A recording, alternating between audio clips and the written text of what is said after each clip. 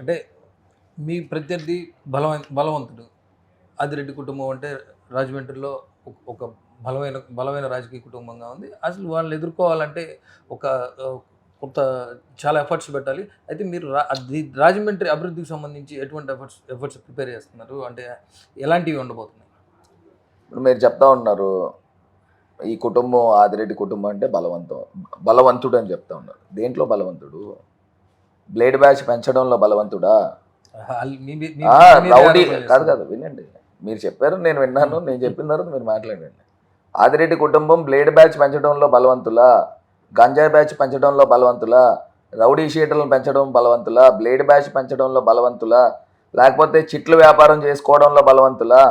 అధిక వడ్డీలు వసూలు చేయడంలో బలవంతులా? దేంట్లో బలవంతులు? ఎందుకు బలవంతులు?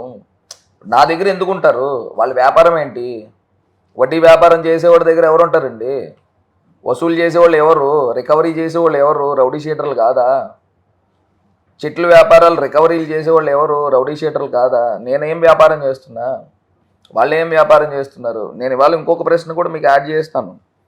మీ 18 ఛానల్ ద్వారా ప్రజలకు చెప్పేది ఏంటంటే, వడ్డీ వ్యాపారాలు చేసేవాళ్ళు, అనైతికమైన వడ్డీ వ్యాపారాలు చేసేవాళ్ళు, అనైతికమైన చిట్టు వ్యాపారాలు చేసేవాళ్ళు రాజకీయాల్లో పోటీ చేయకూడదని చెప్తా ఉన్నాం. అసలు వాళ్ళు ఎమ్మెల్యేలు అవడం ఏంటండి? ఇప్పుడు వడ్డీ వ్యాపారస్తుడు మనస్తత్వం ఎట్లా ఉంటుందండి? మీ దగ్గర ఒక 10 లక్షల రూపాయలు అప్పు తీసుకున్నాడు అనుకోండి, ఎవరైనా వడ్డీ వ్యాపారస్తుడు అప్పు ఇచ్చాడు అనుకోండి, వడ్డీ వ్యాపారస్తుడు మైండ్ సెట్ ఎలా ఉంటుందని అంటే, ఆ అప్పు తీసుకున్నవాడు వడ్డీలు కట్టకూడదని రోజు పొద్దున్నే లేచి దేవుని దండం పెట్టుకుంటాడు. ఎందుకు పెట్టుకుంటాడని అంటే, తనఖా కింద 50 లక్షలు 60 లక్షలు ఆస్తి ఇస్తాడు కదా వడ్డీ వ్యాపారస్తుడికి. ఆ ఆస్తి తనది అయిపోవాలనే ఆలోచనతో వడ్డీ వ్యాపారస్తుడు మైండ్ సెట్ ఉంటుంది. ఆ వడ్డీ వ్యాపారస్తుడు ఎమ్మెల్యే అయితే ఏం చేస్తాడండి?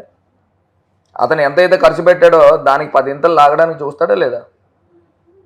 అది ఏ రకంగా అయినా కానివ్వండి, ఇల్లీగల్గానే లాగాలని చూస్తాడు.